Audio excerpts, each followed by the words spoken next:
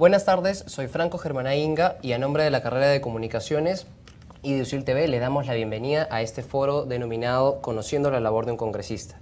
La idea de este foro surgió porque mucha gente el día de hoy se queja del desempeño del Congreso cuando ni siquiera saben muy bien cuáles son las funciones o a qué se dedican los congresistas, básicamente en qué están chambeando. El día de hoy me acompaña en la conducción Katia Hurtado, y vamos a estar entrevistando al congresista Jaime Delgado de la bancada Dignidad y Democracia y posteriormente al congresista Daniela Bugatás. Para nosotros es muy importante la presencia del congresista Jaime Delgado por su amplia experiencia en la defensa al derecho de los consumidores y también por la labor que está ejerciendo dentro del Congreso. No se olviden que desde las redes sociales nos pueden seguir haciéndonos las preguntas al hashtag numeral Chamba Congresal. Bueno, entonces empezamos con las preguntas, congresista, ¿le parece? Con ustedes. Ok, muy amable. Antes que nada, cuando alguien habla de Jaime Delgado, se le asocia con defensa del consumidor. Usted tiene una amplia carrera como defensor de los derechos del consumidor. Entonces, en buena cuenta, yo lo recuerdo al menos como un ávido o como un acérrimo defensor de la ley de promoción de comida saludable, de alimentación saludable, perdón, para los niños, niñas y adolescentes. Esta ley, para los que no lo recuerdan, era la famosa ley de la comida chatarra. La cuestión fue que la ley se aprobó en el 2013, estamos en 2015 y no hay reglamento. ¿Qué pasa, congresista? ¿Por qué no hay reglamento hasta el día de hoy? No hay reglamento por falta de voluntad política. En principio no queríamos dejar nada al reglamento porque por experiencia te digo que cuando al Ejecutivo no le gusta alguna ley y además es presionado por determinados sectores empresariales que puede afectar esa ley, lo más práctico para el gobierno es no reglamentarla. Tenemos más de 60 leyes dadas en los últimos 10 años que simplemente no han sido reglamentadas. Ahora, las leyes no necesitan ser reglamentadas siempre, ¿no? Salvo que la misma establezca alguna disposición que diga, pues, encárguese al Ejecutivo para reglamentar este aspecto. Y efectivamente, en esta ley se determinó que para calificar cuándo un alimento es alto en azúcar, en sal, en grasas trans y grasas saturadas, el Poder Ejecutivo debía sacar un reglamento fijando estos estándares en función de lo que dispone la Organización Mundial de la Salud. Bueno, se tardaron 2 años en simplemente reproducir los estándares de Organización Mundial de la Salud, pero pusieron en una disposición transitoria que eso no entraba en vigencia sino hasta la próxima dación de un reglamento. Entonces nadie sabe cuándo va a salir este reglamento. Es una forma de boicotear la ley y lamentablemente nos tienen mal acostumbrados a este tipo de situaciones, por la cual incluso yo ya he presentado un proyecto de ley estableciendo de que si el Poder Ejecutivo, los ministros particularmente, no dan los reglamentos dentro del doble del plazo previsto en la ley, ordenado por el Congreso, pues están cometiendo un delito de desacato a la autoridad. Pero en fin, nosotros seguimos impulsando, digamos, las políticas en favor de la salud de la gente. ¿Por qué razón? Que la gente tiene que entender esto, ¿no? O sea, porque mucho se habló de la ley de comida chatarra y unos diciendo de que no, déjenme comer lo que yo quiera, en fin. O sea, esta ley no prohíbe nada. Esta ley lo que busca es más información para que el público consumidor tome sus decisiones conscientes y racionales. Porque la primera causa de muerte en el mundo, no en el Perú, la primera causa de muerte en el mundo son las enfermedades no transmisibles.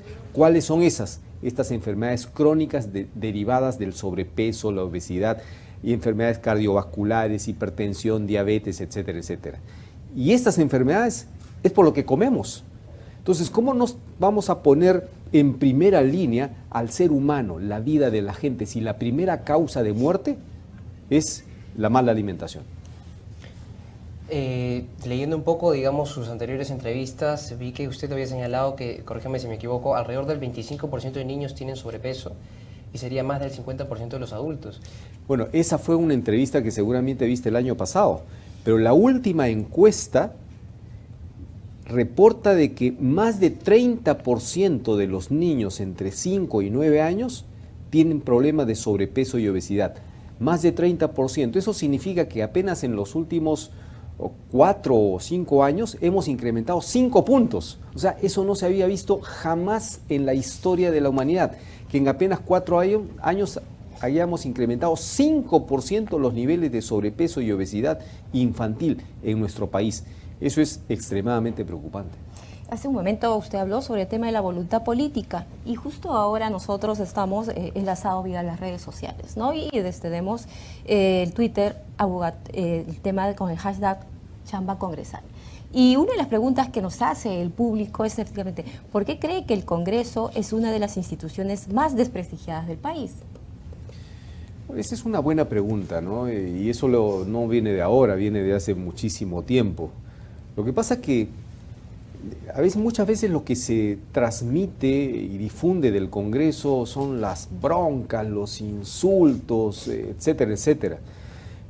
Pero en verdad los congresistas trabajamos, y trabajamos muchísimo, y trabajamos haciendo cosas buenas. O sea, sin embargo, eso no hace noticia. Lo que hace noticia es el escándalo, el insulto, la confrontación. Entonces, la gente está harta de eso. Eso hace noticia, ¿verdad? Porque, claro, que mira, o digamos, tal congresista cometió un desliz o cometió un error, entonces escándalo. Pero las cosas buenas no se difunden. Entonces, vamos generando un ambiente como que, mira, no, la política no, los congresistas no, entonces hay que alejarse de esto. Y cuando hacemos esto, los jóvenes estamos dejando en manos de quién la política. Entonces, yo creo que es importante conocer en su real dimensión el trabajo congresal, las cosas buenas que se hacen, pero además el reto de que si nosotros, especialmente los jóvenes, se dejan de involucrar en esto porque la política les huele mal, les apesta, entonces estamos dejando nuestro país en manos de quién. Esa es la gran pregunta. Un poco como para terminar la idea anterior sobre la ley que estábamos comentando, a nivel personal me imagino que si es que yo promociono una ley y al final se aprueba la ley en el Pleno, pero no hay un reglamento que ya no depende de usted, porque depende del Ejecutivo, se debe sentir frustrado.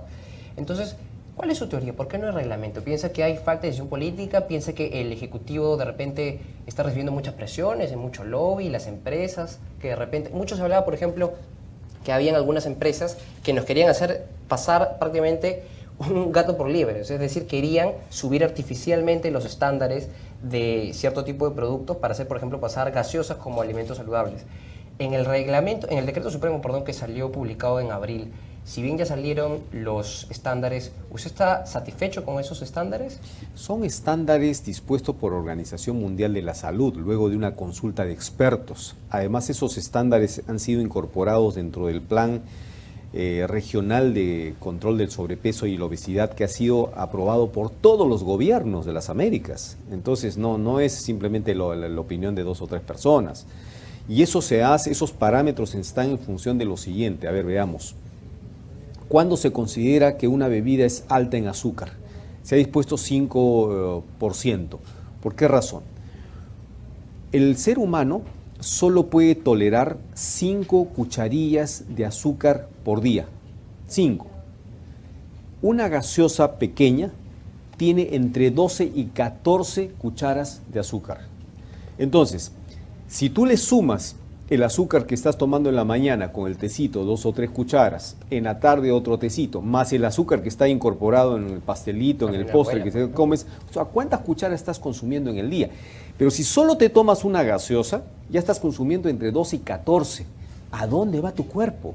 Si todo ese azúcar tiene que metabolizarse por el hígado, y el hígado solo puede metabolizar apropiadamente 5 cucharillas de azúcar. Entonces hay una serie de estudios científicos que determinan cuáles son los niveles. O sea, hay respaldo técnico y científico para estas propuestas. Pero la industria no quiere que los consumidores sepan qué están consumiendo. Y lo que está planteando la ley es, mira, si tú produces una gaseosa, díselo al usuario de manera clara y contundente si eso tiene alto en azúcar, alto en sodio, alto en grasas trans. ¿Por qué? Porque el sistema actual de etiquetados, primero que la gente no lee las etiquetas y si la lee no la entiende. Porque ¿qué significa 5 miligramos de sodio por cada porción de galletas de 32 gramos? ¿Quién entiende eso? Eso es chino para la mayoría de la la gente población. dice, ¿será alto, será bajo, muy bajo? No entiende porque no es nutricionista. Entonces, lo que está planteando la ley, mira, de acuerdo a los parámetros de Organización Mundial de la Salud, si tú contienes más de 5% de azúcar, le vas a poner una indicación que diga alto en azúcar, consuma con moderación. Eso es, pero las empresas se oponen a eso, porque saben que así el público obviamente va a estar mejor informado. Imagínate una persona hipertensa. Se estima que son 2 millones o más de hipertensos en el país. Y el médico le dice, reduce el consumo de sal, procura no consumir productos salados. Entonces la gente va y encuentra una etiqueta de una galleta que dice 5 miligramos de sodio por cada porción de 32 gramos. No significa nada. Entonces al final se la mete. Entonces, esta ley busca informar al consumidor y las empresas le temen a eso porque en realidad es darle poder a los consumidores y a los jóvenes para que tomen decisiones. Viendo eso, usted viene de una experiencia netamente ciudadana, digamos, ¿no? ¿Cómo ha sido bajo su perspectiva ese salto, ¿no? De lo ciudadano a lo político o del espacio político? Mira, ha sido un salto muy difícil porque yo siempre le rehuí a entrar al espacio político, precisamente porque la mayoría de gente piensa eso, ¿no? O sea, ¿cómo se mira la política? Yo después de 30 años de haber trabajado haciendo defensa del consumidor, porque yo hacía defensa del consumidor cuando tenía su edad, cuando estaba en la universidad, y la palabra consumidor significaba fumón, o sea, no existía la defensa del consumidor en el país. Yo tomé esa decisión pensando de que hay que hacer esos grandes cambios, porque yo me pasé denunciando a las empresas. Yo he iniciado juicio contra 250 empresas y les he ganado el juicio casi a todas ellas por engañar a la gente, cobros indebidos y qué sé yo. Pero yo creo que necesitábamos cambios más estructurales para defender el interés supremo, que es la vida de las personas. A veces es, digamos, frustrante el que uno no pueda avanzar como quisiera, ¿no? Pero algunas cosas hemos hecho. O sea, la creación del Sistema Nacional de Calidad es de mi autoría. Hoy tenemos un Sistema Nacional de Calidad, se ha creado el Instituto Nacional de Calidad. Probablemente los frutos no los veamos de manera inmediata, pero en el largo plazo sí. Entonces, en verdad, a veces tiene sentido, digamos, poner su cuota de sacrificio, entrar a la política en donde se están tomando las grandes decisiones, ¿no? ¿Qué consejo da aquello que una demanda ciudadana específica, chocarse con una institución como el Congreso, plasmar el tema a niveles legales y no darlo dentro del Ejecutivo? Es que finalmente el Congreso es la representación de todo el país. Y yo particularmente pienso de que al Congreso deberíamos llegar todos despojados de cualquier interés de grupos económicos. Deberíamos llegar todos para servir al pueblo, a los grandes intereses del pueblo. El problema está aquí en el financiamiento de las campañas, ¿no? O sea, las empresas, negocios lícitos o ilícitos, se han comenzado a meter, digamos, financiando partidos o candidatos y al final, cuando llegan al Congreso o a un cargo público, que puede ser alcalde, presidente regional o gobernador, terminan representando qué intereses, ¿no? Yo he presentado un proyecto de ley para prohibir la entrega de regalos durante procesos electorales. Completamente prohibido. Porque si tú eres candidato a una municipalidad y hay una empresa que te dice, mira, te doy 50,000 zapatillas, pares de zapatillas, regálalas a tu pueblo, mira, y con eso te vas a ganar seguramente las elecciones. Cuando sea alcalde esa persona, ¿a quién se va a deber? ¿No te imaginas que esa empresa luego dirá, mira, ¿recuerdas que te ayudé con los 50,000 pares de zapatillas? Mira, tengo esta obrita por allá, por favor apóyame. Entonces quedan enganchados, quedan endeudados. Entonces nosotros tenemos que estar comprometidos con el pueblo. O sea, solamente nos debemos deber a ellos. Pero eso de deberse a grupos empresariales, es más, al narcotráfico, etcétera, que pone dinero, que ensucia las campañas, a mí me parece fatal. Sobre esa ley que usted ha mencionado, sobre ese proyecto de ley, yo también tengo un par de preguntitas, pero vamos a ir primero a un corte y también regresamos con el congresista Daniela Bogatás. usil.edu.pe. Bueno, y ahora seguimos con esta edición especial de Conociendo la labor de un congresista, solo que ahora también nos acompaña el congresista Daniela Bogatás. ¿Cómo está, congresista? Bien. Bueno, ¿Cómo están ustedes? bien, bien. Terminando ya un poco sobre el último proyecto de ley que nos comentaba justo antes de la propaganda, este proyecto de ley que en buena cuenta prohíbe que los candidatos o los partidos puedan regalar o dar dádivas, digamos, a la población, digamos, usted estaría prohibiendo eso con el proyecto de ley. Yo le quisiera preguntar, ¿eso no lleva un poco más allá? O sea, a mí me queda claro que es antidemocrático, por ejemplo, que un candidato de canastas con víveres o que de electrodomésticos, pero, por ejemplo, ¿qué pasaría si es que un candidato regala pines, esos que se ponen en el polo, pegatinas para la refrigeradora? Sí. No, lo que pasa es que estamos diferenciando lo que es un regalo de lo que es marketing político. En el marketing político, y particularmente si es que subsiste el voto preferencial, obviamente la gente necesita elementos para la recordación. El hacer un polo, una gorrita, pues un adhesivo, eso no estaría considerado como regalo. Pero aún así tendría, digamos, un valor máximo de acuerdo al dictamen de la Comisión de Constitución, de 0.5% de la UIT, vendría a ser 17, 18 soles por unidad, como máximo. Pero lo que no podría hacerse es regalar cosas.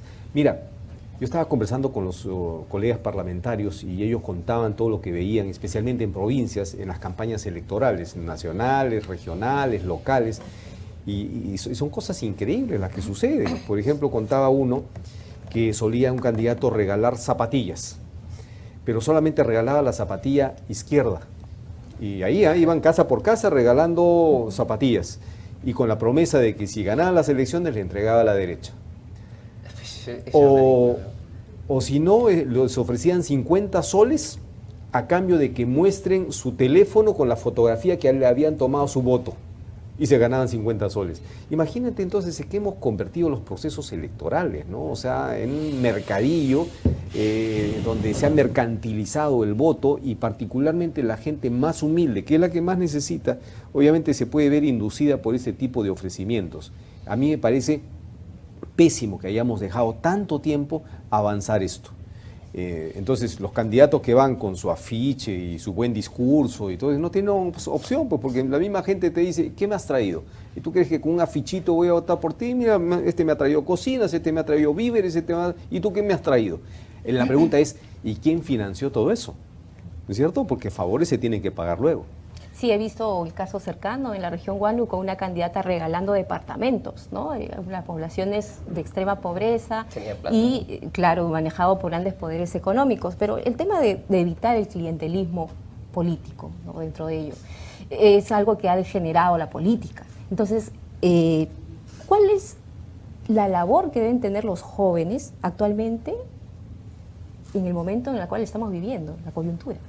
Los jóvenes tienen que informarse, tienen que leer, porque los jóvenes, digamos, por su vida corta, casi no tienen memoria de lo que ha sucedido, y si no leen peor, ¿no? Entonces, se presentan candidatos, digamos, con lindas promesas y ofertas, pero a veces es necesario recordarles el pasado, ¿no? Y las gestiones que han tenido en el pasado.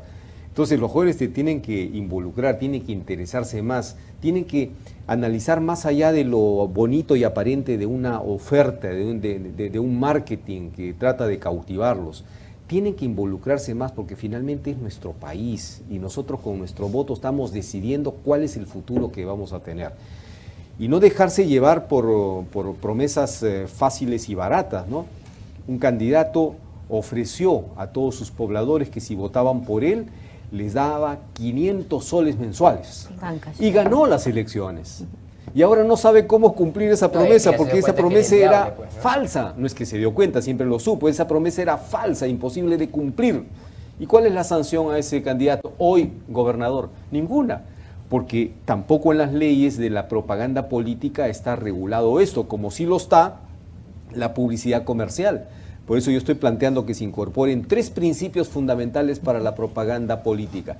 Principio de legalidad, de veracidad y autenticidad, de tal manera que se tenga más respeto por el elector al momento de hacer discursos y marketing político y propaganda que puede resultar absolutamente falsa. Congresista, nosotros entendemos que usted está con la agenda un poco apretada, pero unas preguntas finales de sí o no. Hablando de su proyecto de ley, entonces usted nos podría asegurar hoy en día aquí en Vivo por Sil TV que usted en sus campañas nunca jamás ha regalado nada. No, pero ni siquiera tenía cómo hacerlo, ¿no es cierto? Habré regalado pues un polito para que me acompañen en las campañas, ¿no? Díganos la verdad. No hay forma de hacerlo. ¿En algún momento se vio tentado a? Tampoco, porque me parece me parece que esa es una forma de prostituir la política. O sea, ¿cómo vas a conseguir el voto diciendo, te doy esto a cambio de que votes por mí? Perdón. O sea, yo ya había trabajado 30 años por la gente, o sea, yo tenía que vender mi discurso. O sea, no con un plato de arroz o de un cuarto de pollo, ni mucho menos, ¿no? A mí me parece muy inmoral, o sea, el estar regalando cosas para conseguir el voto de una persona. Sí, me parece consecuente. Bueno, muchas gracias por haber venido Gracias. el día de hoy. Un corte y regresamos con el congresista Daniel Abugataz. No se olviden que nos pueden mandar sus preguntas al Twitter, @abugatazteoye, y al hashtag chambacongresal. Volvemos.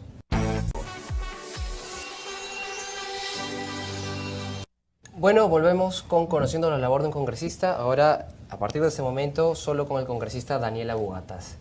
Bueno, ahora sí, congresista, vamos a ir directo al grano, directo al hueso. Hace un par de meses surgió un escándalo en el Congreso. ¿Qué es lo que había pasado? Un grupo de parlamentarios se había ido de viaje, lo cual no tiene nada de malo.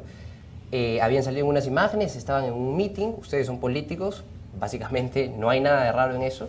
Lo malo es que no se habían pagado el viaje con su plata, sino con la mía, con la de Katia, con la del público presente, con la de todo el mundo que nos está mirando ahorita por nuestra señal.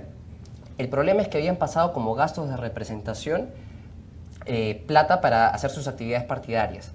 Eso, o sea, eso está mal, en realidad. Es una aberración. O sea, eso es parte del cáncer que hay en la política peruana. No olvidemos que este tema del uso de recursos de terceros para hacer política es un tema que se profundizó durante la dictadura de Fujimori, cuando se destinaron 15 millones del Tesoro Público para hacer campaña publicitaria para la reelección de Fujimori. Y han sido justamente los congresistas fujimoristas los que, siguiendo su costumbre, porque hay que aclarar que a la cita esta fueron cerca de 20 congresistas fujimoristas, pero no todos usaron los recursos del Estado. No, es verdad, no todos. No todos, No todos, ¿no? es verdad. Entonces, hay algunos que creen que esto se sigue manejando como que fuera una chacra privada y que el Tesoro Público tiene que pagarte tu campaña electoral, cosa que definitivamente está pésimo, ¿no? ¿En qué quedó esta denuncia? En nada, como todo. Bueno, eso es lo malo del Congreso en realidad. A veces por eso Es tienen que índices no de es- aprobación tan bajos, porque a veces no hacen lo que tienen que hacer tampoco. Es que usted la pregunta en la chamba y antes tú preguntabas un poco el qué hacer de... yo oía a Jaime muy molesto con su ley del azúcar. No, sí, tiene toda la razón, pero ¿qué cosa es lo que te grafica esto, no? O sea, esto te grafica que muchas veces lo que nosotros acordamos en el Congreso no sirve para nada. Y eso es lo grave. O sea, lo grave es que si el representante del pueblo, porque así ustedes hayan o no hayan votado por algunos, o sea, los que hemos llegado al Congreso, entre comillas, somos representantes del pueblo. Si los representantes del pueblo, nuestra voz no es respetada, ¿no es cierto? Nosotros decimos, no se debe consumir más azúcar que la que dice esta ley. Pero como el país tenemos una constitución que prácticamente deja al Congreso pintado en la pared. Porque si el Ejecutivo, primero, si quiere, observa la ley. Y si no quiere observar la ley es cuando el presidente se opone a una ley por alguno, o dos, o tres, o cuatro argumentos. Y la otra que hacen, porque todas las leyes en el Perú, para ser ejecutadas, tienen que tener un reglamento. Simplemente no la reglamentan.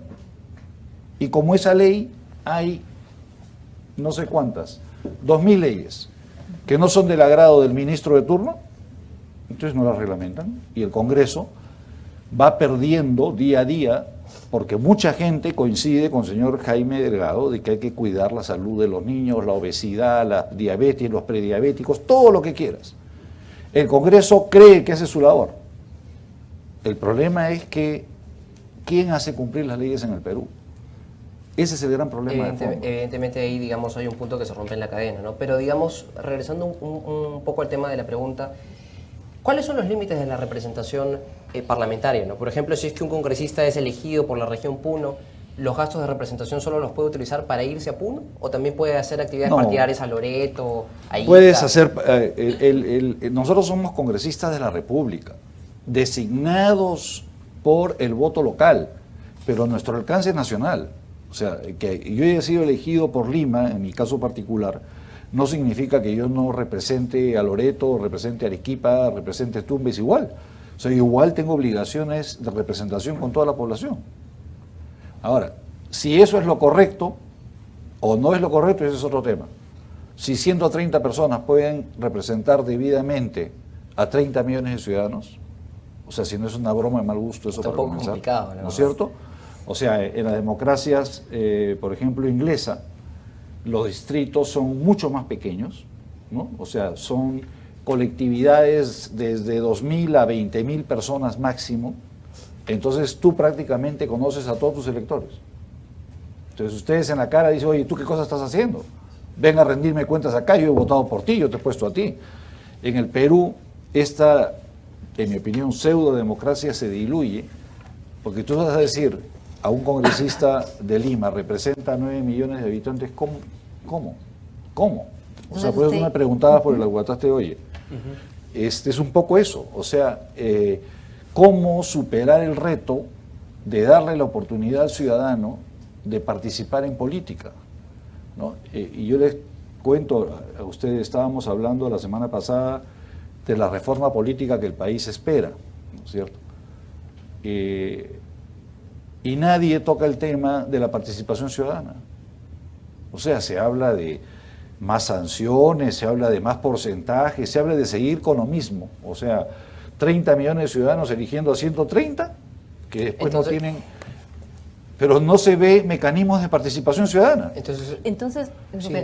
los procesos de participación ciudadana que están dentro, por ejemplo, de la Ley Orgánica de Municipalidades u otros estamentos, ¿qué opina al respecto? Porque Son un saludo a la bandera. hay leyes que dicen sí, participación Son ciudadana. un saludo a la bandera. O sea, lo que nosotros estamos viviendo en este momento, y eso depende de ustedes, de los jóvenes, estamos viviendo un momento de la revolución de la participación ciudadana.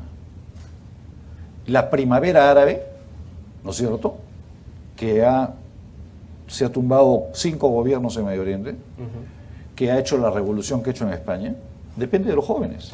No, eso Depende, es que ese es el tema. O sea, ¿vamos a continuar con una participación ciudadana representativa o vamos a tener una verdadera participación ciudadana? Claro, porque si no también hablaríamos, por ejemplo, de las últimas marchas que hubieron a principios de año y en el tema de la ley del empleo juvenil. Las cuales yo Que- saludo, yo ¿no? felicito, la verdad. Y la cual fue hecha evidentemente solamente por las redes sociales, ¿no? Un tema de convocatoria, un tema de participación ciudadana y de activismo juvenil de la cual se vio la situación en la cual nos ¿Por qué encontramos. eso no está reconocido en la legislación?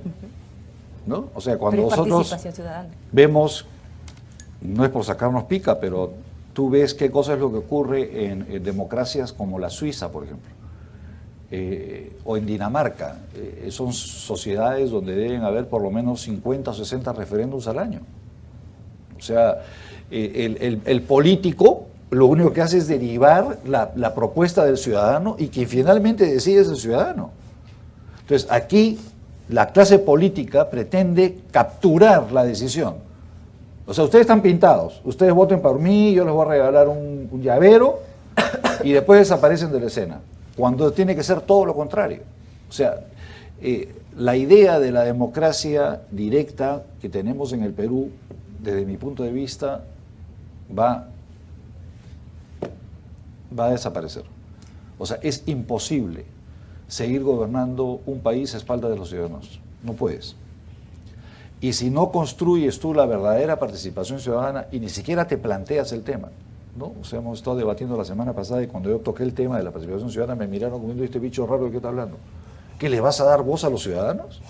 ¿Qué cosa es la política? Es eso, la participación de todos. Pero ¿cómo podemos hablar del tema de participación ciudadana en un país tan diverso? Diversidad cultural, diversidad social. Es que justamente eso, tenemos que aprender a respetarnos todos y aceptar las posiciones de todos. O sea, con mayor razón. O sea, ¿quién se puede atribuir el hecho de yo te represento a ti? O sea, ¿yo con qué raza digo yo represento a todos ustedes? Oye, a mí yo no, la mitad más uno o la mayoría dirán, a mí no me interesas tú, yo no creo en lo que tú piensas. Entonces, si hablamos, no hablamos de banalidades, ¿no es cierto? O sea, tratemos de hablar de temas realmente que debe debatir la representación nacional. O sea, los derechos de las personas, si debe existir el aborto en casos de violación, si debe permitirse el matrimonio entre parejas del mismo sexo, la política económica, la política educativa, la política de salud, etcétera. O sea, hay temas importantes que tienen que ser debatidos y temas en los que tiene que participar. ¿Cómo haces tú un debate de esta naturaleza si tú no oyes a las comunidades achuares? O sea, aquí dirán en San Juan del Lurigancho, mi posta médica y mi hospital no alcanza para 1 millón de personas. Y los achuares te dirán, oye, ¿de qué posta médica me estás hablando? Acá no existe. El Estado no llega a eso. Acá no hay. O sea, tú por lo menos tienes. Por eso es que tenemos un enorme reto. O sea, yo creo que tenemos un enorme reto. La respuesta que nosotros hemos encontrado con mi equipo de trabajo va por un lado de abrir, o sea, nosotros tenemos que abrir las posibilidades de participación ciudadana. Es ahí donde salió la idea de la Bogotaste hoy. Y te digo que estamos logrando cosas muy, muy, muy interesantes. Eso nos queda claro. Otro tema que también, digamos, a mí me parece realmente sumamente preocupante, pero no se toca en la agenda actual por, bueno, la tormenta política y por la poca falta de previsión que existe también en el Perú. Pero eso me parece que debería ser un tema central, porque lo vamos a sufrir y no en el futuro lejano, sino en el futuro cercano. Y usted ha presentado un proyecto de ley al respecto, y es el cambio climático. En realidad, no sé si mucha gente sepa, pero el Perú es el tercer país más vulnerable, no de América, sino del mundo, frente a los efectos del cambio climático, después de Bangladesh y después de Honduras.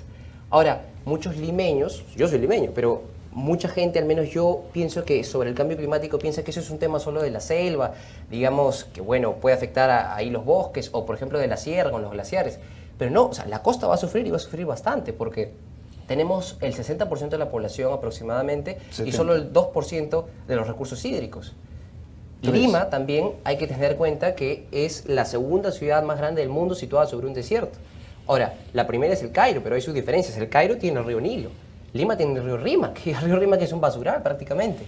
Entonces, la pregunta es, ¿qué está haciendo el Congreso para prevenir el impacto que el cambio climático va a tener sobre nosotros? Hace relativamente poco en realidad, Renato Cisneros había escrito una columna que se llamaba Apocalipsis 2025. ¿Por qué? Porque en el 2025 supuestamente el Perú ya va a tener un estrés hídrico permanente. Es decir, que la demanda de agua va a ser mayor que la oferta. Y terminaba diciendo que los extorsionadores del futuro ya no nos van a pedir plata, sino nos van a pedir bidones de agua. ¿Qué está haciendo el Congreso, congresista Bogatas? Bueno, el Congreso peruano, aunque les parezca raro, es quizá uno de los congresos que más ha avanzado en ese tema. Al margen de si la ley va a ser aprobada o no va a ser aprobada, nosotros lo que hemos logrado, y ahí sí puedo hablar en primera persona por el trabajo que hemos realizado con el grupo de trabajo de cambio climático que me honré en presidir, hemos ido a las raíces del problema. O sea, nosotros hemos hecho un proceso absolutamente inverso a lo que normalmente se hace con las leyes en el Perú. Nosotros, tratándose de un tema científico tan denso, ¿no? Yo te voy a contar, a nosotros nos invitaron el Banco Mundial a una presentación de las conclusiones del Comité Mundial de las Naciones Unidas de Cambio Climático. Se paró un señor, éramos una cantidad importante de legisladores, era una presentación para legisladores. Se paró un señor de apellido Pascal, que era el subpresidente o el presidente del Comité de las Naciones Unidas para el Cambio Climático. Habló durante 1 hora y media y todos nos vimos las caras y dijimos, ¿qué quería decir ese señor? Habló en chino. O sea, los volúmenes volumétricos, que las temperaturas del esto y que el aliento de la calle. ¿Y yo qué hago con esto? ¿Cómo lo pongo en ley? O sea, y nos fuimos a Londres a otra y nos pasó lo mismo, ¿no? Entonces, la preocupación de los legisladores es cómo transformamos este discurso tan técnico en una propuesta legislativa que satisfaga las necesidades de los científicos. ¿Y su proyecto de ley cómo lo hace? ¿Cómo lo Lo hemos aterriza? hecho así, o sea, lo que hicimos fue convocar a la Academia Peruana de Ciencias. Una vez que convocamos a la Academia Peruana de Ciencias, donde vinieron más de 18, 20 y tantos científicos nacionales de primer orden, de ahí convocamos a todas las instituciones científicas del Estado y a las universidades. Una vez que teníamos, para abreviar, una vez que teníamos las ideas claras de qué cosa es lo que había que hacer en términos entendibles para los legisladores, ¿no? Por ejemplo, en el tema cómo evitar parte del estrés hídrico, ¿no? La importancia de la forestación. ¿Quién tiene que ver con la forestación? Tiene que verlo el Ministerio de Agricultura. ¿Qué es lo que tenemos que hacer como ley? Darle las indicaciones al Ministerio de Agricultura que tiene que haber una política nacional de forestación, no de desforestación, sino de forestación, por decir temas, ¿no? En el tema del agua, lo mismo, en el tema, etcétera, en los temas que tienen que ver básicamente, y eso es lo que hemos tratado de plasmar en la ley. Lo que se ha hecho, para los que estén interesados en el tema, quien mejor resumió todas las necesidades científicas es un estudio que hizo el CONCITEC, que lo llamaron la agenda pendiente de cambio, la agenda pendiente de investigación para enfrentar el cambio climático en el Perú, que es un trabajo muy bien hecho por gente de primer nivel. Y nosotros básicamente lo que hemos hecho es las propuestas de esta agenda las hemos convertido en una propuesta de ley. O sea, lo que dicen los científicos que hay que hacer es lo que la ley que nosotros hemos propuesto está plasmada. Y eso es, si nosotros logramos que esa ley se apruebe, ¿no? Evidentemente el Ministerio de Economía y Finanzas dice no. Yo me reuní con el Ministro de Economía y Finanzas y le presenté el proyecto de ley, me miró y me dijo, no sé de qué me estás hablando. ¿Usted cree que al final se va a llegar a implementar o usted cree que al final después va a terminar o de repente aprobar pero sin reglamento? ¿Cómo se ve optimista?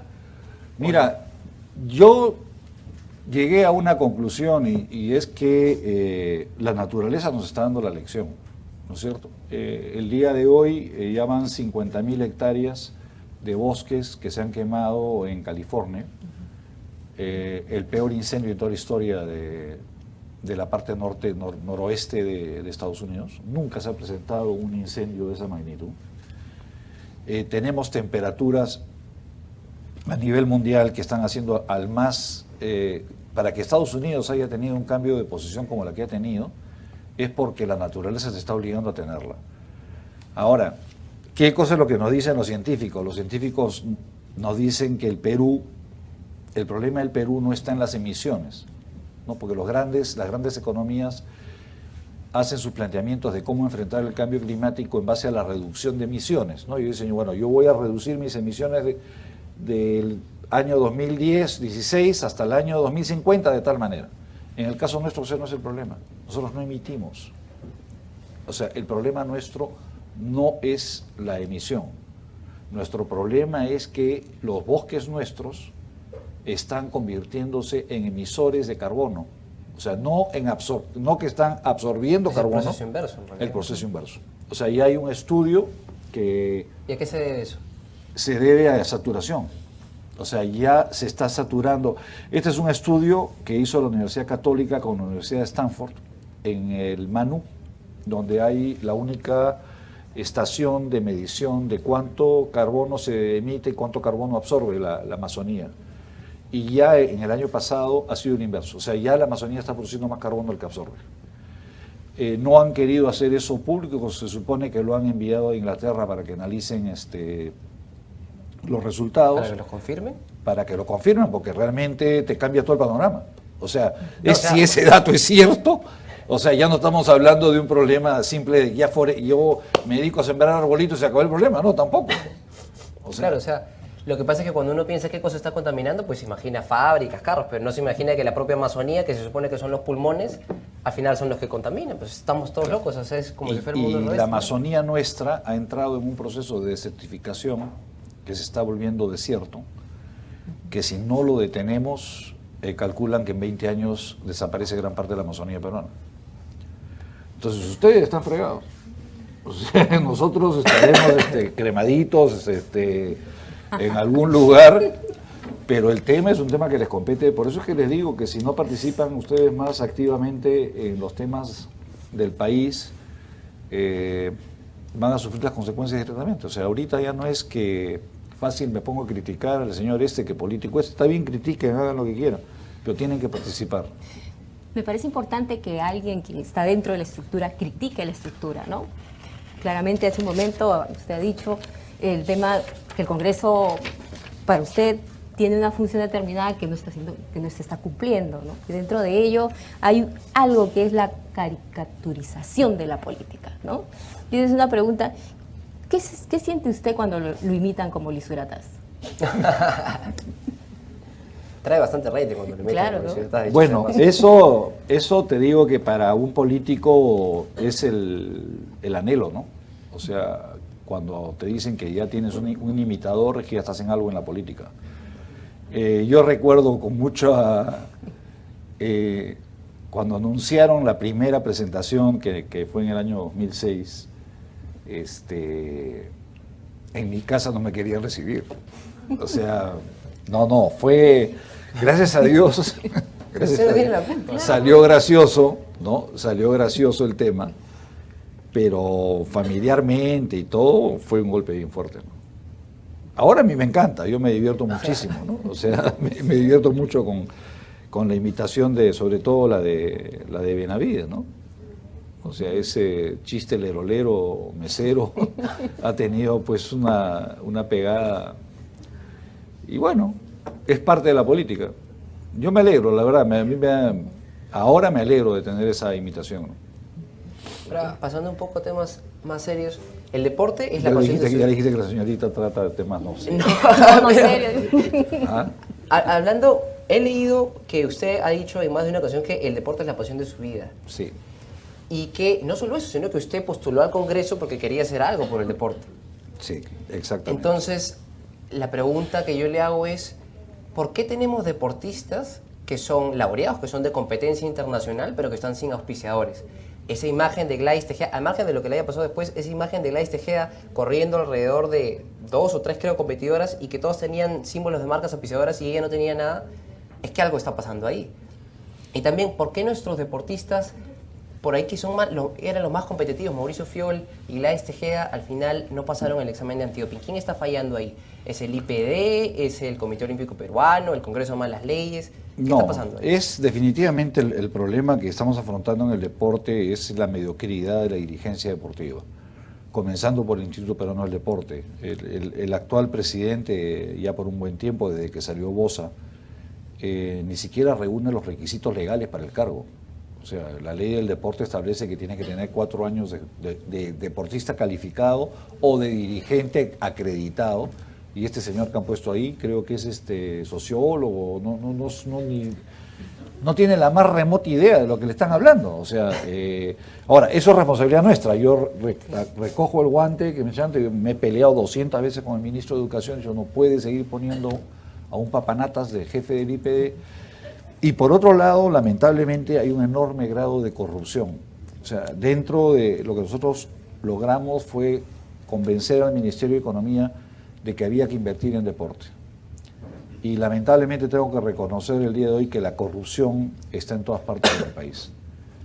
El día de hoy hay 4 denuncias de la Contraloría en la Fiscalía contra dirigentes del Comité Olímpico Peruano y del Instituto Peruano del Deporte. Y es muy probable que inclusive le den orden de captura al señor Quiñones y al señor Barrera, que es el actual presidente del Instituto Peruano del Deporte. Se han desaparecido 200 millones de soles que les entregaron para actividades deportivas. No tienen cómo sustentarlos. Traiga usted qué han hecho con ellos, no sabemos. 200 millones de soles. Y eso a mí me ha caído, pues, me ha generado y me genera una indignación que no puedo soportarlo. O sea, honestamente, haber peleado todos esos años para lograr que el Estado haga el esfuerzo y que vengan unos pillos y se roben el dinero dentro de, por ejemplo, los médicos que se supone, entre comillas, están asesorando a los deportistas. Justo a raíz de ese tema, usted dijo también en una entrevista que llegó al Congreso para hacer algo por el deporte, Sí. y que se iba a alejar de la política porque pensó que había fracasado. Así es. Esas fueron sus palabras. Entonces usted dijo que no iba a volver a postular a ningún cargo de elección democrática del 2016. ¿Hoy en día piensa igual? ¿No va a Exactamente volver a igual. postular? Exactamente igual. Sí. No, ojo, está grabado. Porque, Está ya, grabado, y si el pueblo se lo pide, porque después muchos políticos... Si el pueblo me lo pide. Claro, o sea, El muchos pueblo. políticos dicen, yo no voy a postular, pero, no, el pueblo me lo pidió, ¿y quién soy yo para No, negar? mira, Entonces, al yo final- estoy tratando de ser Está grabado. lo más claro y directo como siempre he sido, y te digo, yo ya no creo en esta política que estamos hablando. O sea, si ustedes me dicen, vamos a hacer un movimiento ciudadano, nos vamos a levantar, vamos a tomar las calles, bueno, bestial, vamos.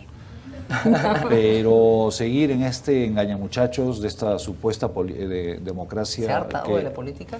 De esta política, sí. O sea, esta política no nos va a sacar, no va a sacar el Perú adelante, de ninguna manera. Y frente a ello, ¿cuál es la propuesta que usted tiene con respecto a los jóvenes de cambiar esta política?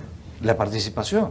O sea, hay que encontrar formas de participar. O sea, uno diría, implementemos los referéndums, ¿no es cierto?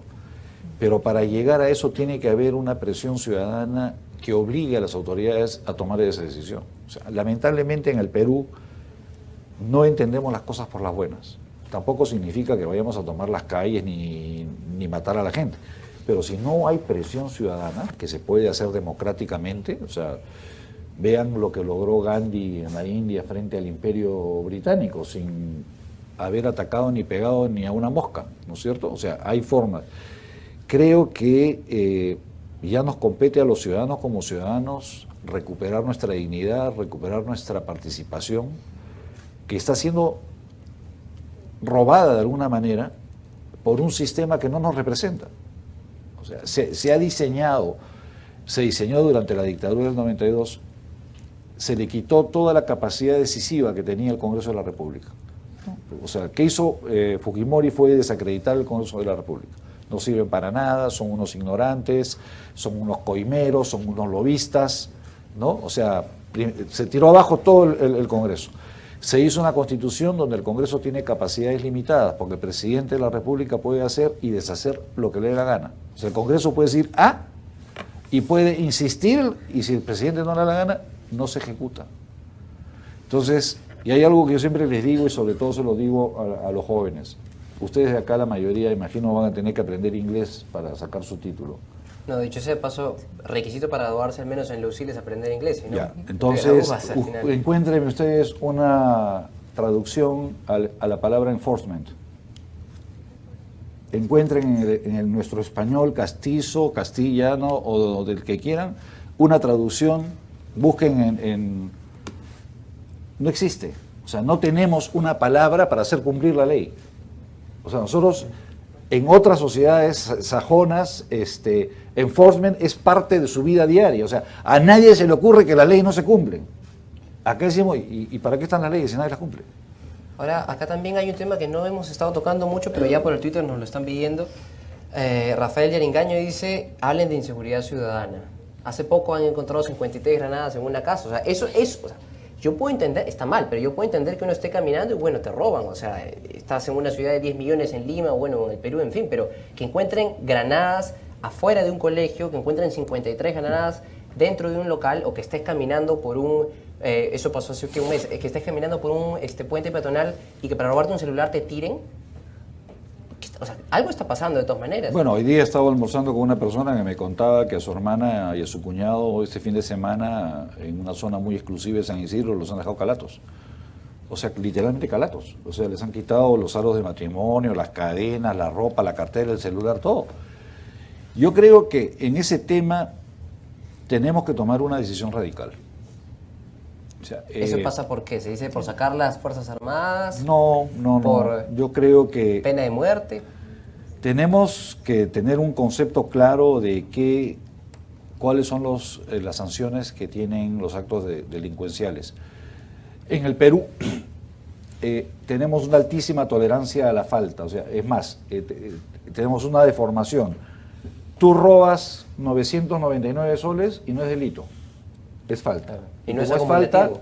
no es acumulativo. O sea, uno puede robar Entonces, varias veces y no pasa nada. Conceptualmente somos absolutamente tolerantes. Cuando yo planteé eliminar, y es una propuesta que hice en el año 2008 o 2007, no recuerdo, eliminar el concepto de faltas en el Código Penal. Tú robas una mano de plátano, pues te irás pues 4 días a la cárcel, lo tirás a picar piedras, pero tienes que tener sanción. Me dijeron, no, ¿y qué vamos a hacer con tanto delincuente? ¿Dónde va a sacar cárceles? Esa fue la respuesta que me dio el gobierno del señor Alan García. Cuando traté de ponerle en mi gobierno me dijeron lo mismo. Si no tenemos una política clara y rompemos esquemas, o sea, ahí sí los defensores de derechos humanos me van a querer liquidar, me liquidarán, pero creo que probablemente el castigo físico sea una alternativa. Bueno, es que eso es lo que está pasando ahora, ¿no? El Perú se está convirtiendo literalmente en una cogotera, por eso ha salido lo de Chapa tu Choro, y es que hasta cierto punto es comprensible, pues, ¿no? Si tus autoridades no hacen nada y te siguen robando, al final, ¿qué es lo que haces? Mira, Se yo organiza hacia el te final, hago una Chapa tu pregunta Choro. y se la hago a los que están oyendo. ¿Qué ocurre si se acabaron los alimentos en el mundo y solamente quedamos nosotros? No vamos a comer entre unos. Lo mismo está ocurriendo con la delincuencia. O sea, va a llegar en un momento que antropológicamente nuestro espíritu de sobrevivencia nos va a llevar a comenzar a tomar la justicia por nuestras manos. O sea, tú no vas a permitir que violen a tu mujer, a tu hija o tu madre, o de que cosas que están ocurriendo en la sociedad. O sea, va a llegar en un momento que, como en el que estamos, que me van a querer colgar probablemente en el gobierno, pero esto que no lo vea mucha gente, que no existe Estado de Derecho. Al no existir Estado de Derecho, cada uno hace lo que quiere. Entonces, para mí mañana, y eso es algo que se va a ir incrementando poco a poco. O sea, ya mucha gente está tomando la justicia por sus manos. Estamos viendo reacciones violentísimas en la gente. O sea, hechos, he visto el otro día a una persona que la cruzaron manejando, casi lo mata al otro. Sabe Dios con qué carga emocional estaba esa persona en ese momento. Entonces, antropológicamente estamos entrando en una situación bien delicada. Siento a un Daniela Bugatás cansado, frustrado de la política peruana. No, pero dentro de ello, ¿cuál es ese mensaje de esperanza que le da a la juventud? Yo le diría, si usted retrocede a la edad de los 20 y tantos años, ¿qué hubiese hecho por la política peruana? El problema es que a los 20 y tantos años no pensamos en la política. Ese es uno de los problemas. Nosotros tenemos, bueno, mucho más, o sea, cuando yo acabé mi carrera en el año 78, a los pocos años comenzaron los ataques terroristas. En ese entonces lo que te preocupaba era de tener luz, de tener agua, de tener leche para tus hijos. Lo básico. Lo básico. O sea, ni siquiera podías darte el lujo de pensar en nada. O sea, en la medida que la vida se va haciendo más cómoda o te vas haciendo mayor y tienes satisfechas mayores necesidades, es que comienzas a tener una mayor preocupación por la política. Pero yo pregunto de todos los que están presentes acá, ¿cuántos tienen tiempo o decisión de dedicarse a la política? Habrán unos cuantos, sí, pero el resto, ¿cuántos? Uno. Ya vamos a hacer un partido entonces. Un movimiento ciudadano. Movimiento ciudadano. No, yo creo que por ahí va el tema, ¿no? O sea, yo tengo la esperanza de que tenemos una juventud con otros aires, con una visión mucho más sana e igualitaria de la sociedad peruana.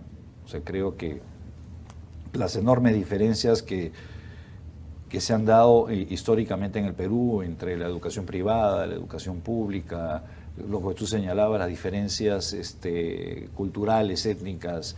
Creo que ya tenemos una masa crítica de ciudadanos liberales de pensamiento, no lo digo que sean necesariamente, sino gente que tiene su capacidad de que van a permitir un cambio en la política peruana. Acá hay una pregunta que requeriría un poco de autocrítica si le desea responder, que es del Twitter de Javier, bueno, FZ, dice: ¿qué ha cambiado en el Perú luego de estos años de gobierno y labor congresal? De este periodo legislativo del cual, bueno, la bancada de gobierno es de su partido. Hay dos cosas que yo rescato. Yo rescato haber logrado poner en la agenda el tema educativo. O sea, eso no se lo va a quitar nadie al presidente Ollanta. Ya el tema de educación es un tema prioritario en la agenda nacional. Nos guste o no nos guste, critiques o no critiques, el tema de la necesidad de superarnos educativamente si queremos ser país viable, lo ha logrado. Y lo otro, la importancia de lo social, ¿no es cierto? Que como economía, como sociedad, no podemos ser indiferentes a aquellos de la sociedad que son absolutamente excluidos. Me refiero por ancianos, porque no han tenido oportunidad de estudiar, porque están en la extrema pobreza. Las poblaciones vulnerables. Todas las poblaciones vulnerables. Yo creo que esos dos puntos son méritos por los cuales se va a recordar al gobierno del presidente. Claro, pero reconocer logros siempre es fácil, ¿no? Pero ¿qué autocrítica usted le haría a este gobierno? Pues láncese con algunas. Bueno, en primer lugar que no se han hecho los cambios que había que hacer. ¿Cuáles? En el aspecto económico. O sea, seguimos siendo una economía direccionada donde solamente se promueve la gran extracción, o sea, un país extractivista, o sea, absolutamente las únicas ventajas tributarias que tiene algún sector en el Perú son en dos sectores, el sector minero y el sector de hidrocarburos. Uno se pregunta por qué en Colombia han entrado 7 empresas japonesas a poner fábricas en los últimos 5 meses. ¿Por qué ninguna viene al Perú a generar empleo de calidad, donde están los muchachos técnicos, los que conocen, donde necesita gente calificada? ¿Por qué? Porque en el Perú no hay ningún beneficio para que alguien invierta en esas áreas. O sea, nos hemos quedado encasillados en un concepto de la economía peruana que siempre pensaban que nos iba a sacar adelante. En el momento que se han caído los precios de los minerales, se acabó ya no hay viabilidad económica en el país. O sea, no hemos logrado desarrollar una industria, no hemos logrado desarrollar los servicios, no hemos logrado desarrollar una serie de aspectos que se tenían que haber desarrollado en la economía para ser competitivos. Entonces, se están perdiendo puestos en exportación, se están perdiendo industrias enteras, completas. Gamarra se dice que puede quebrar en un par de años. Mira, es peor que eso, porque el Perú genera cerca de 500.000 de puestos de trabajo relacionados al sector confecciones, tanto el de exportación como el local. O sea, nosotros hemos sido potencia a nivel de América Latina. Imagínate que hace unos pocos años exportábamos solo a Venezuela $1.000 millones en prendas de vestir. O sea, cada prenda de vestir significa empleo para 10 personas. Todo eso ha desaparecido. Pues eso por posición ideológica, ¿no? O sea, decidieron que no, con Venezuela no debemos entrar, no debemos. Y las exportaciones que estaban en 2.000 millones al resto del mundo se han caído a la mitad. Y se está permitiendo cada vez más el ingreso de productos subsidiados de China. Eso sí digamos, ese tema sí lo he visto de manera bien cercana porque yo he hecho mis prácticas en la Comisión de Fiscalización de Dumping y Subsidios. Justo también estuve en la época en la que el Tribunal de Indecopi levantó los derechos anti-dumping que tenían y bueno, o sea, es verdad, ¿no? O sea, los chinos nos invaden prácticamente en cuanto a textiles. ¿Qué hacer ahí? El Indecopi ya levantó los derechos anti-dumping. Evidentemente después todos los importadores que pagaron pidieron, hubo una avalancha de reclamos que pidieron la devolución del dinero, pero bueno, ya está, o sea, ya no hay derechos anti-dumping. ¿Qué se hace ahora? Lo primero que hay que hacer es pensar en el país. Entonces, cuando uno critica, como yo he criticado duramente, el Tratado de Libre Comercio con China, ¿por qué? Porque el Tratado de Libre Comercio con China le da un tratamiento de economía de mercado a la economía china, y la economía china no es una economía de mercado. Yo conozco el sector textil a profundidad porque he estado 40 años de mi vida metido ahí. Tú no puedes competir con un Estado que es el proveedor de las materias primas. O sea, quien compra las materias primas para su industria textil en China es el Estado chino. Y cuando el Estado chino quiere impulsar, por ejemplo, la industria del algodón, se tira abajo el precio del algodón, inunda el mundo con sus prendas de vestir, porque ellos tienen una política de Estado de generar empleo y generar calidad de vida en su población. Y el Estado chino subsidia o agarran los sintéticos, el poliéster, el acrílico y hacen lo mismo. Y a nosotros, a los peruanos, nos dicen, tú compite con eso. Oye, ¿cómo voy a competir con eso? Si a mí me cuesta 100 el algodón y el gobierno chino lo pone a 50 a disposición de sus fabricantes. Entonces, ese error, que fue básicamente por una presión de un grupo de personas, como ocurre en el país, que pensamos en nosotros exclusivamente en nuestro negocio personal, querían vender uvas a la China. Y la China le dice, si tú quieres vender uvas, yo quiero un tratado de libre comercio. Y como nadie dice, esta boca es mía, Alan García fue y firmó el tratado de libre comercio. Y los señores exportadores de uvas están exportando uvas, están felices llenándose los bolsillos. Y Gamarra se está hundiendo día a día y va a desaparecer. En 1 o 2 años más se acabó Gamarra. Y que es el símbolo del emprendedurismo peruano, ¿no? Así Pero es. bueno. Pero viendo el tema de Gamarra, hay una situación con la informalidad laboral, ¿no? Y eso también hablabas de la política económica y el no aumento de la remuneración mínima vital. Entonces, siempre cuando se habla de la formalización en el tema laboral, se saca el fantasma de la informalidad, ¿no? Tenemos que nosotros nivelar los pisos salariales porque de repente no hay que hacer eso porque esa es se va a otra de elevar las la informalidad, críticas, ¿no? las autocríticas que, siguiendo la línea de la pregunta, no hemos logrado que el Ministerio de Economía y Finanzas entienda lo que es el desarrollo económico del país, aunque parezca mentira. O sea, los funcionarios del Ministerio de Economía y Finanzas nunca han pagado una planilla, nunca han pagado un impuesto. ¿Cuál es la madre de la informalidad en el Perú? La madre de la informalidad en el Perú tiene dos madres putativas. Tiene la SUNAT, ¿no? Que es básicamente la que genera y la segunda, el sistema financiero.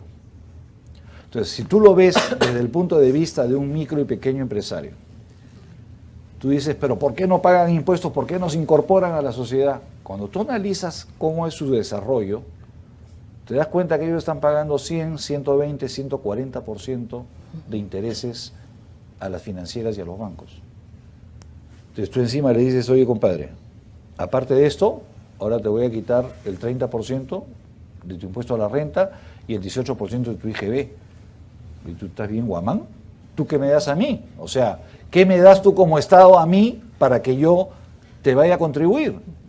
Entonces, si no nos damos cuenta que hay una dupla, sistema financiero y SUNAT, ¿qué ocurre? La SUNAT penaliza al micro y al pequeño empresario, sobre todo aquellos que tienen el régimen RUS, no sé si están familiarizados lo que es el régimen RUS, no les permiten, lo que hacen con Petroperú, lo mismo, no les permiten deducir el crédito fiscal. Entonces, lo que a un fabricante formal le cuesta 10 soles más IGB, o sea, 11.80, a ellos, al empresario formal, para sus costos son 10 soles. Para el pequeño, que está en el RUS, son 11.80. Entonces, el mismo sistema te produce esta informalidad, porque no entienden el mecanismo del mercado.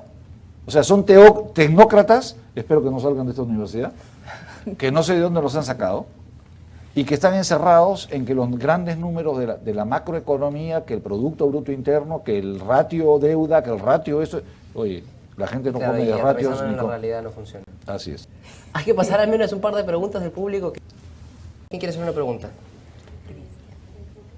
Bueno, gracias de verdad por permitirme este espacio donde podemos compartir contigo y hacer esas preguntas sobre el Congreso. Tú mencionado, y también mencionaste el tema de la participación ciudadana, cuán importante es que la población sea parte de las decisiones importantes del país. Si eso lo trasladamos al tema de las comunidades indígenas que se oponen de repente a que se extraigan ciertos minerales, cierta riqueza de sus suelos, en tu opinión, ¿tú crees que la decisión final debe tenerlas los pueblos indígenas? ¿O debe ser como se está haciendo hasta ahorita? Yo creo que no podemos olvidarnos, digamos, dejar de lado lo que dicen las comunidades, pero existen modelos a nivel mundial donde tú conviertes a la comunidad nativa, la comunidad indígena, la conviertes en socia. Entonces, si nosotros vemos qué es lo que ocurre en Alaska, por ejemplo, o qué es lo que ocurre en algunos lugares en Sudáfrica, se convierten en socios, ellos mismos tienen ingresos importantísimos porque tienen el 2, el 3 o el 4% de la... Aquí queremos meternos en su casa, ¿no es cierto?, hacer lo que nos da la gana, contaminar su medio ambiente, dejarlos y sumirlos en la extrema pobreza. O sea, porque si queremos ver un caso emblemático, veamos los 30 años de explotación alrededor del lote 192. O sea, esas comunidades nativas se han quedado sin pescado, se han quedado sin frutas, se han quedado... Entonces, si esas comunidades hubieran sido beneficiadas directamente, ¿no? Porque nosotros tenemos una democracia participativa y se supone que tenemos una redistribución de los impuestos, pues justamente lo que estábamos hablando de la formalidad y la informalidad. La distribución justa no existe en el país. Y eso es un poco lo que yo quería rescatar de la inclusión social, que es lo que ha logrado el presidente Ollanta, que es de esa injusta redistribución sacar un poco y entregar a los que corresponde. Pero yo creo que sí se puede, y yo estoy seguro que si tú le propones coparticipar, controlar ambos el desarrollo, se acaban los problemas en el país. Lo que pasa es que hay demasiada ambición.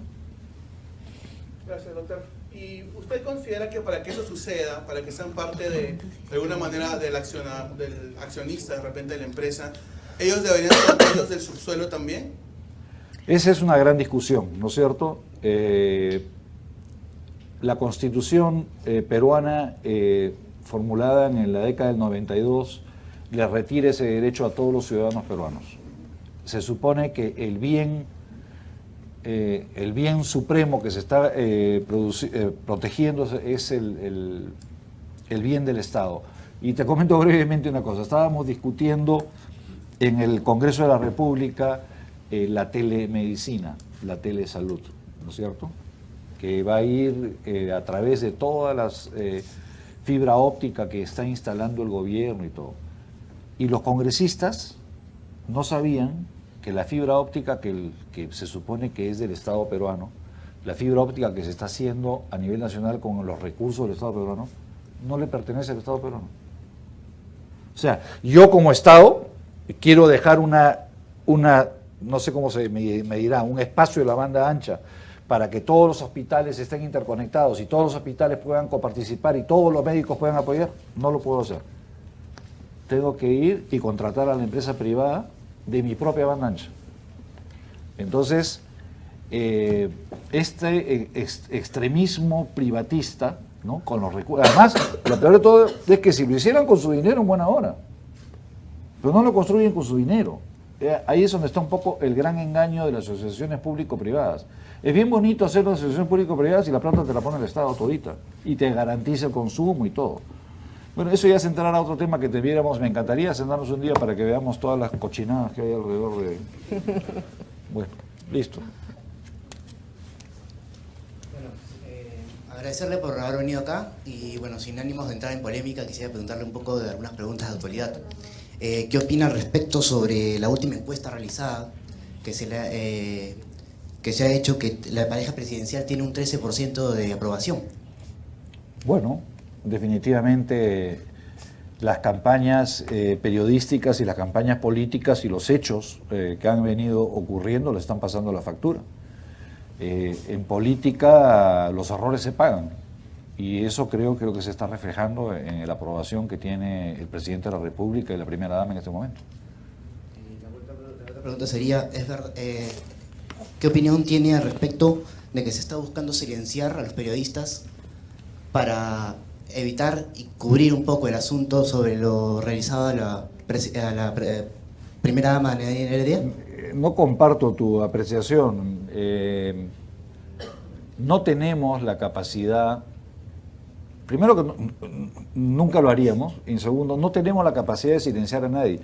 Si algún gobierno ha sido criticado periodísticamente con absoluta libertad, ha sido nuestro gobierno. Ese refrito de que el gobierno del presidente Ollanta ha hecho sacar a Milagros Leiva de Canal 4, eso no se la cree ni ella misma. O sea, no vayan a pensar que nosotros tenemos esa capacidad. Lo que ha ocurrido ahí es que la está pidiendo la justicia boliviana a ella, que es lo que le ha llegado. Y tampoco es cierto de que la familia Miro Quesada no supiera del tema. Estaban perfectamente enterados desde todo momento. Lo que pasa es que cuando las papas queman, se acabó, te quemaste solita, hijita. Porque la Fiscalía Boliviana la está procesando por un delito penal que ha sido facilitar la fuga de porque ya estaba en calidad de... estaba bajo el control del gobierno boliviano y se fugó, y eso es un delito. Y a ella las indican de haber facilitado los recursos para la fuga. Muy importante sobre lo que es la contaminación ambiental. Pero la producción de minería informal es bastante amplia, más que todo en Tía María. El 75% de agua en madereros está cubierto más del índice sobrevalorado de mercurio, el 60% de peces también lo tienen y el 20% de la población adulta está con el límite de mercurio superior. Pero ¿por qué no el gobierno ha atacado este tipo de minería? Son ataques, han enviado, si no me equivoco, vi reportajes a policías a destruir maquinaria, pero esto es solamente un ataque superficial en realidad. ¿O hay intereses que se benefician sobre esta producción de minería informal? Las dos cosas. O sea, hay enormes intereses. Cuando hablamos de esa minería informal, ahora llamada ilegal, estás hablando de aproximadamente 3.000 millones de dólares al año. O sea, no estás hablando de 2 centavos. Es más de todo, casi todo lo que se produce en agroexportación o vez y media lo que estamos produciendo ahora en todas las fábricas textiles. Y te estoy hablando de la... Yo hice un estudio en mi despacho y lo hicimos con el Banco Central de Reserva y con el Ministerio de Economía y con la SUNAT, y encontramos que había un diferencial importantísimo de exportaciones que no se producían en el Perú. O sea, cuando tú agarras los reportes de producción de oro, ¿no?, incluida la minería informal en ese entonces, había un diferencial de 2.000 millones de dólares, que sale por aduanas. Y tú le preguntas a aduanas, oye, si en el Perú se produce 10, ¿cómo es que exportan 12? Ah, no sabemos. Involucrados aduanas, involucrados el Ministerio de Economía, involucrados el Ministerio... Miren, lamentablemente hay algo que... Una de las cosas que me hubiera encantado conversar con ustedes, y es... Nosotros, si queremos cambiar el país, tenemos que olvidarnos de los cargos de confianza y tenemos que abocarnos a crear institucionalidad. O sea, ¿qué quiere decir institucionalidad? O sea, si bien yo reconozco que gran parte de la administración pública no está siendo bien conducida, porque hay actos de corrupción, de facilismo, de incapacidades, tenemos que forzar a esa administración pública a hacer un trabajo correcto. Y la única forma es exigiéndole resultados a los que están. No trayendo, cada vez que entra un gobierno, trae 6.000 nuevos, que son los que se pachamanquean con el gobierno, ¿no es cierto? Y finalmente estamos en el mismo punto. O sea, comenzamos todos los periodos, o sea, en el 2016, otra vez vamos a comenzar a refundar el país. Otra vez una nueva política en minería, una nueva política en agricultura. Y yo creo que ese es gran parte del fenómeno de desinstitucionalización que tenemos, que nos está pasando una enorme factura. Yo sí me tengo que ir ahorita ya. Solo una última pregunta que varias gente también nos estaba pidiendo por Twitter es, congresista, ¿qué pasó con el gas a 12 soles? Eso fue una promesa de campaña, pero digamos ya está terminando el gobierno y el gas sigue costando, a mi mamá le cuesta 38 hasta ahorita, ¿no? Entonces, bueno, eso fue parte, nunca se iba a llegar a 12 soles. O sea, hay que reconocer que hubo parte de un entusiasmo en campaña electoral. O sea, unos asesores dijeron que sí se podía llegar. Pero para eso había que eliminar una serie de impuestos que tiene el GLP, porque lo que se hablaba del GLP, que es el que consume las casas. O sea, muy pocos en sus casas consumen el gas natural. Entonces se habló de eliminar el impuesto selectivo al consumo, se habló de eliminar el impuesto general a las ventas, y sobre esa base se iba a llegar a reducir hasta 12, 14, 18, hablaban de... Pero a la hora de la hora, como el que le entregaron al gobierno fue el Ministerio de Economía y Finanzas, le dijo, ñongo, señores, yo no toco mi impuesto selectivo al consumo porque yo vivo de esto, yo no toco mi impuesto. Y además, valgan verdades, que es un tremendo negocio. El Perú se abastece, consume 200.000, 200.000, equivalente a 200.000 barriles de petróleo en gas licuado de petróleo. Nuestro gran consumo de energía es ese. Y antes hasta hace poco nos estábamos abasteciendo con lo que venía del lote de Camisea. Y ya el consumo sigue creciendo, o sea, el gas natural no está llegando a las casas, sigue creciendo el baloncito en mi casa, y ahí solamente calculen ustedes el transporte de Camisea a los puertos de Lima, de Callao, de Chimbote, solamente ese transporte, que es un negocio privado de una empresa chilena. Hace 6 años se licitó para tener un ducto de Pisco a Lima para traer el gas licuado al petróleo. Nunca se ha podido convocar. O sea, este es un tema que realmente hay demasiados miles de millones en juego. Los márgenes de las distribuidoras son brutales. Quizá para llegar a hubiera tenido Petroperú que recomprar lo que es Solgas ahora, que era la empresa de Petroperú, tener, así como subsidiamos el petróleo en la Amazonía, probablemente subsidiar el GLP, pero nada de eso se puede hacer en una política con una economía liberal manejada por liberales. Listo. Sus últimas palabras. En En el Antes de programa, fusilarme. en el programa. Muchas gracias. Les deseo suerte, chicos. Hasta luego. Bueno, muchas gracias por habernos sintonizado en USIL TV. Lamentablemente el tiempo nos ha quedado corto, pero espero que el programa haya sido de su agrado. Katia. Bien, en esta oportunidad hemos tenido la presencia de 2 congresistas de la República que nos han contado su experiencia de la labor legislativa que ellos hacen día a día. Bueno, muchísimas gracias. Bueno, eso ha sido todo por hoy en esta edición especial de Conociendo la labor de un congresista. Soy Franco Germaná. Muchas gracias.